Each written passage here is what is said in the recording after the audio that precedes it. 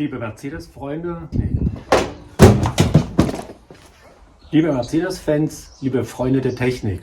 Ich werde bei dem Fahrzeug zum ersten Mal nach 30 Jahren die Einspritzdüsen ausbauen.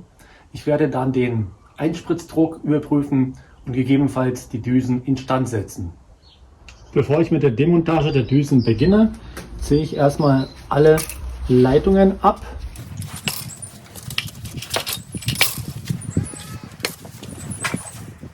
Jetzt habe ich freien Zugang und kann mit der Demontage beginnen. Dafür brauche ich den Steckschlüssel, Schlüsselweite 27 mm. Den Abbau soll man nicht unterschätzen. Die Düsen sitzen ziemlich fest in dem Zylinderkopf. Ich werde dafür den 60 cm langen Hebel verwenden.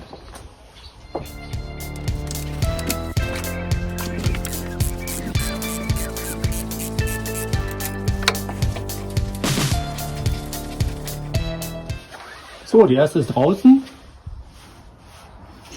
Da sieht man auch, dass sie nass ist. Ich habe sie gestern mit dem Rostlöser behandelt und da sieht man, dass das Öl bis nach unten gekommen ist.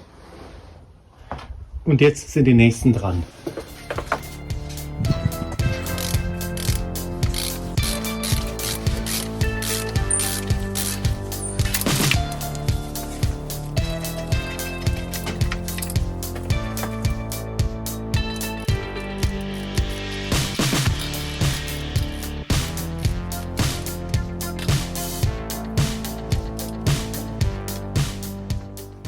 Alle Düsen wurden erfolgreich abgebaut. Jetzt kann ich aus Sicherheitsgründen die Öffnungen im Zylinderkopf verschließen, damit aus Versehen kein Dreck oder irgendwelche Gegenstände reinfallen.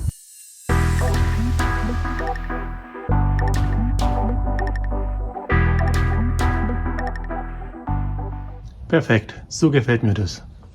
Die 6 Patienten sind für die Untersuchung schon vorbereitet. Bevor ich aber damit beginne, werde ich sie zuerst reinigen. Dafür benutze ich eine Nylonbürste, einen Lappen, Akkuschrauber und Bremsenreiniger. Ich werde die Düse im Schraubstock aufnehmen und anschließend reinigen.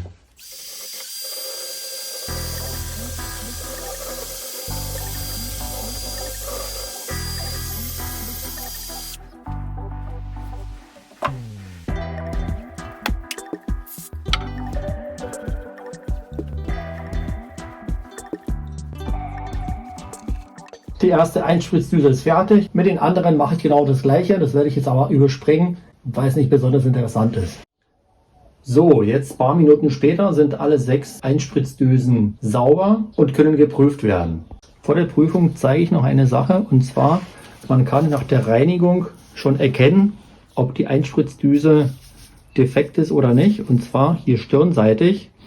Wenn die Fläche im Bereich der Nadel eben ist, dann kann man davon ausgehen, dass die Düse funktionieren wird. Oft kommt das vor, dass bei hohen Kilometerlaufleistungen eine Vertiefung innerhalb der Nadel entsteht und es führt dazu, dass das Spritzbild nicht mehr stimmt. In dem Fall sehen alle 6 so aus, schon ein sehr gutes Zeichen. Ich habe jetzt auf die Schnelle den Arbeitsplatz umgebaut und kann somit mit dem Prüfen beginnen. Ich nehme die erste Düse auf.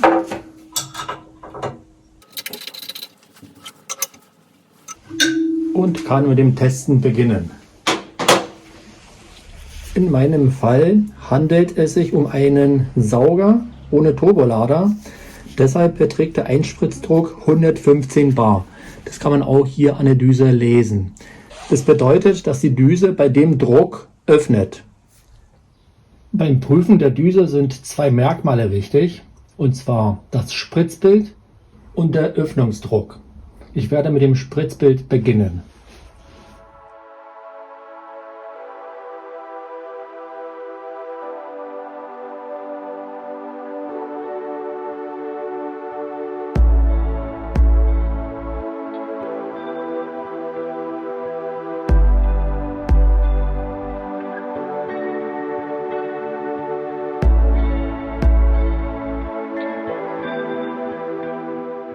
Alle 6 Düsen haben den Test bestanden. Das Spritzbild ist in Ordnung, die Drücke passen auch. In dieser Situation ist also keine Instandsetzung notwendig. Ich werde aber trotzdem eine Düse zerlegen und beschreiben, wie eine Instandsetzung abläuft. Welche Teile verschleißen, welche sind weniger betroffen.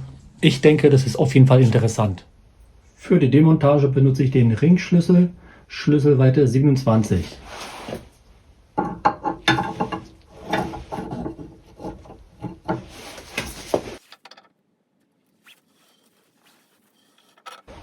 Den Rest vorsichtig mit der Hand.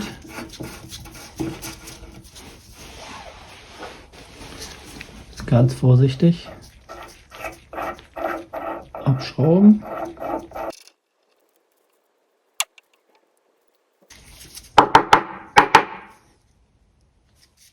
Ja, da ist noch eine Scheibe drin.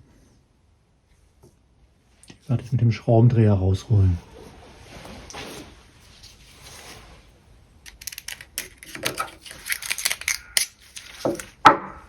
Genau, da ist die Scheibe. Es gibt nur zwei Teile, die verschleißen können. Das ist die Düse und die Feder. Wenn die Düse verschlissen ist, dann muss sie natürlich ausgetauscht werden. Dann aber die Scheibe, die verschleißt gar nicht, der Deckel auch nicht. Die Feder, ja, die kann schon verschleißen. Das führt dazu, dass der Druck dann nicht mehr stimmt. Der ist dann geringer. Den kann man aber einstellen, indem man eine dickere Scheibe einsetzt. Die Scheiben kann man einzeln kaufen. Die Scheibenstärke ist sehr fein abgestuft in 0,05 mm Schritten. 0,05 mm erhöhen den Druck um 3 bar.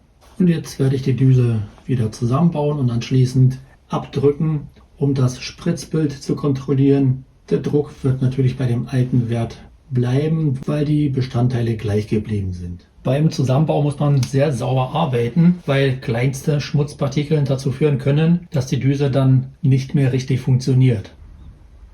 Ich fange mit der Unterlegscheibe an, dann kommt die Feder rein, jetzt der Deckel, dann nehme ich das Oberteil, führe die Düse ein, die Scheibe und jetzt wird es zusammengebaut. Zack.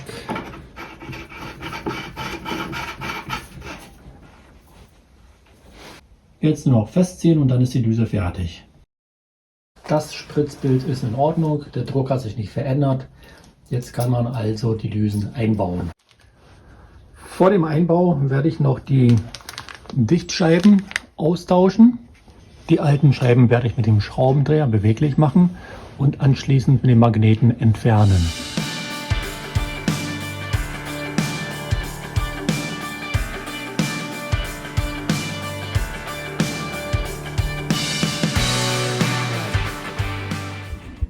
Und jetzt, nachdem ich alle entfernt habe, kann ich die neuen einsetzen. So sieht die Unterseite aus und das ist die obere Seite.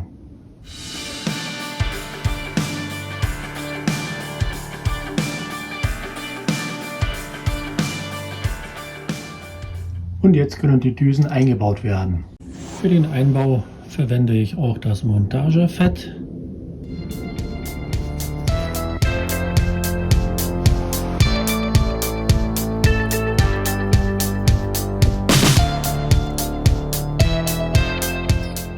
Nachdem ich die Düsen handfest angezogen habe, werde ich sie jetzt mit dem Drehmomentschlüssel anziehen, und zwar mit 60 Newtonmeter.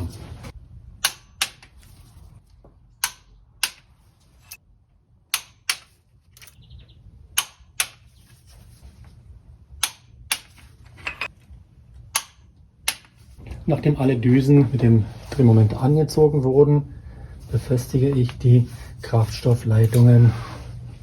Alle Düsen wurden geprüft und sind in Ordnung. In dem Zustand werden sie noch lange funktionieren. Ich werde gleich die Arbeiten abschließen und in diesem Sinne bis zum nächsten Mal.